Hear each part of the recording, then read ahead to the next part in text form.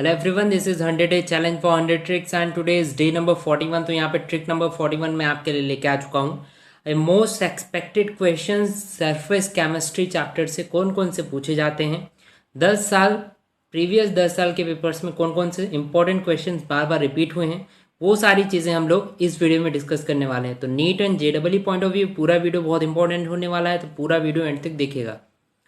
हमारे चैनल पे 623 सब्सक्राइबर हो चुके हैं, बहुत पास है हम लोग 1K के।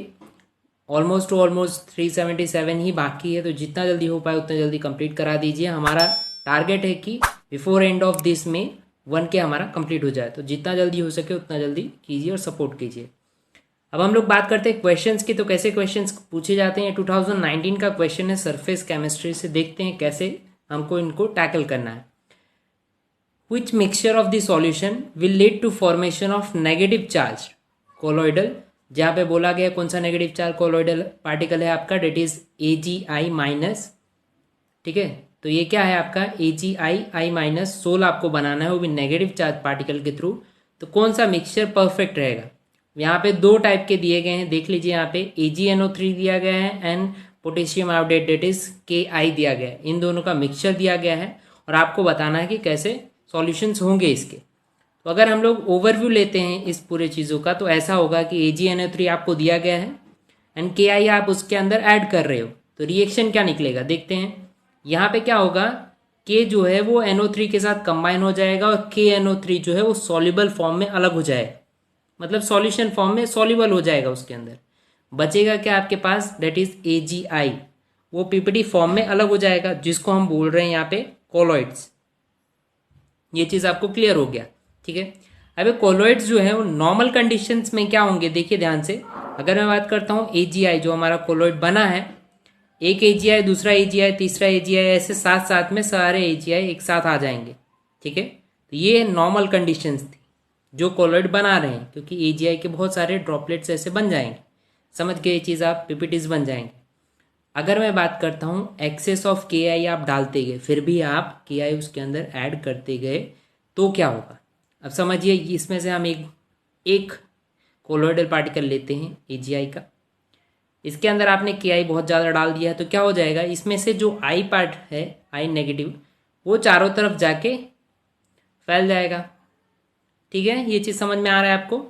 और ऐसे ही दूसरे AgI मॉलिक्यूल पे भी I जो है बाइंड अप हो जाएगा, ठीक है। तो ये जितने भी AgI थे उनके अगल बगल क्या आ जाएगा, I माइनस आ जाएगा नेगेटिव चार्ज के साथ।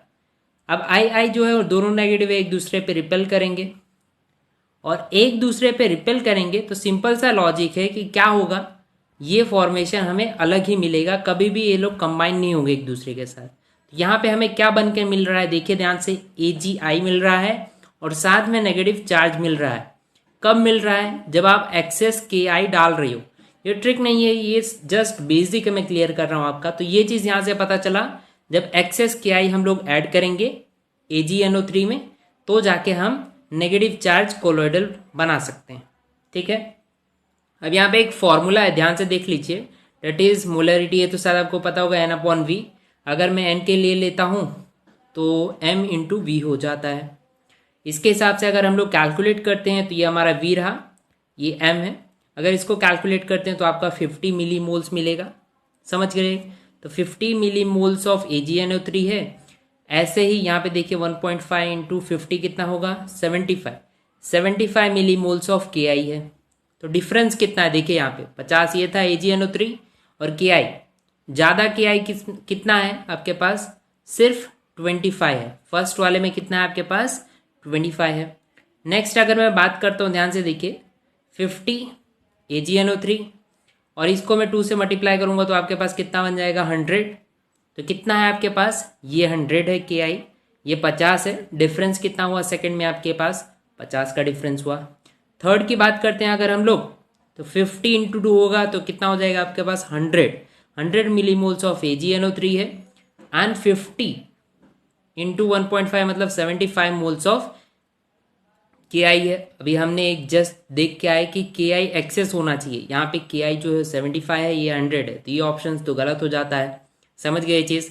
यहाँ पे अगर मैं बात करता हूँ 50 एंड 50 की, दोनों सेम निकलेगा तो ये 5 निकलेगा, ये 5 निकलेगा, 0.1 से मल्टीप्लाई करोगे अगर आप तो ये जो है इनसॉल्युबल कोलॉइड्स बनाएंगे। तो ये दोनों ऑप्शन जो है गलत हैं, इन दोनों में एक्सेस हो रहा है। और अगर मैं बात करता हूँ सबसे ज़्यादा किस में है, तो इसमें 25 का डिफरेंस था, इसमें 50 का डिफरेंस था। तो correct answer is second option. शायद आपको ये चीज़ें अभी क्लियर हो गई होंगी। ये इंपॉर्टेंट क्वेश्चन है, हर बार पूछा जाता है ऐसे क्वेश्चन। ठीक है, नेक्स्ट क्वेश्चन हम लोग देखते हैं।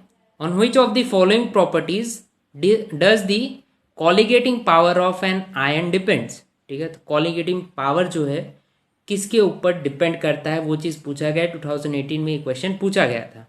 ठीक है, एंड ऑप्शंस आपको दिए गए हैं। The first one is magnitude of charge, दूसरा जो है size of ion, both magnitude and sign, the last one is sign and charge.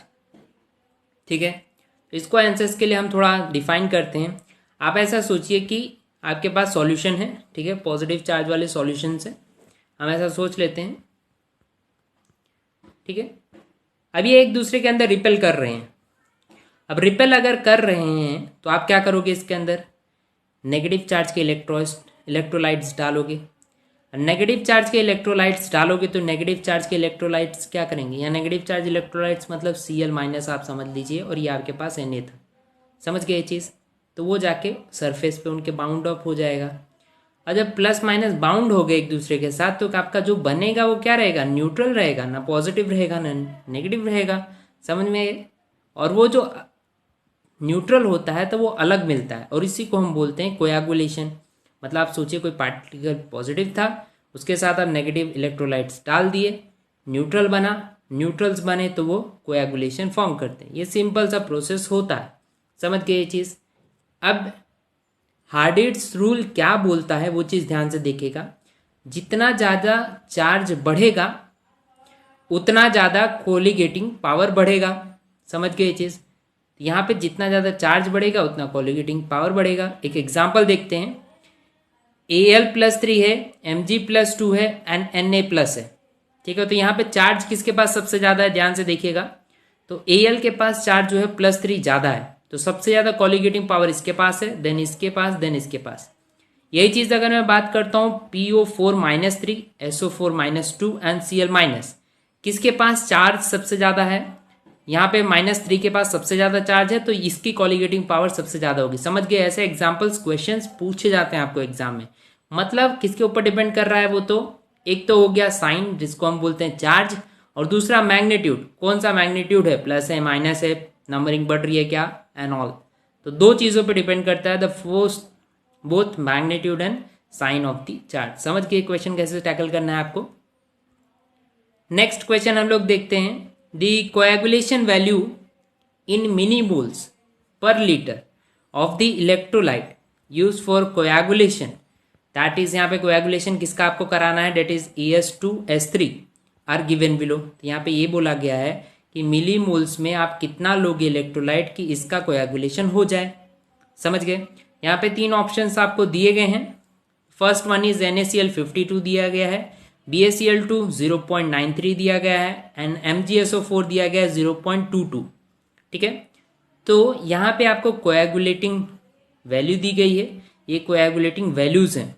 ठीक है, इनको कैसे टैकल करना है थोड़ा सा हम ध्यान से देख लेते हैं। तो एक फॉर्मूला है आपके पास, NCERT इसमें दी गई है फॉर्मूला।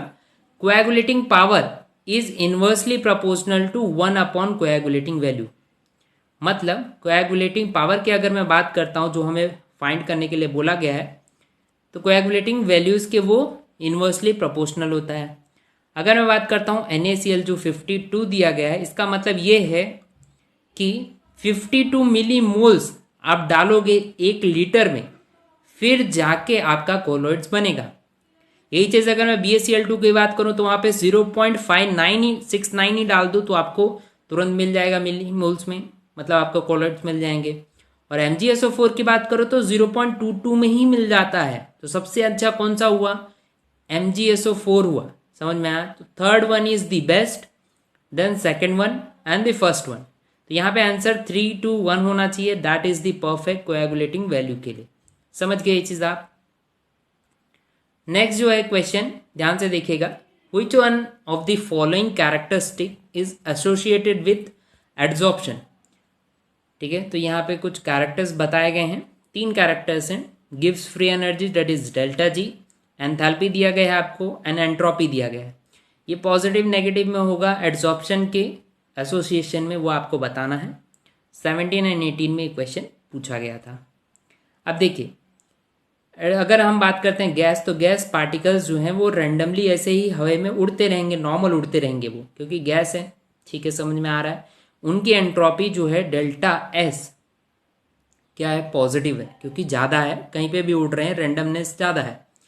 पर यही चीज़ अगर हम लोग बात करते हैं इसके अंदर कैटलिस्ट डाल दिया जाए, तो कैटलिस्ट का एक सरफेस होगा, वहाँ पे जाके ये बाइंड हो जाएंगे। समझ में आ रहा है ये चीज़ आपको? तो उसको हम बोल रहे हैं एड्जॉर्ब हो गए।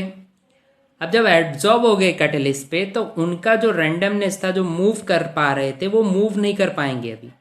तो डेल्टा एस जो है, जो पहले पॉजिटिव था, वो क्या हो जाएगा, नेगेटिव। समझ गए? अब ये वीक बॉन्ड बना लेते हैं। तो वीक बॉन्ड जब बनता है तो उसको रिएक्शंस को हम बोलते हैं एक्सोथर्मिक रिएक्शन, जो रूम टेम्परेचर पे बनता है।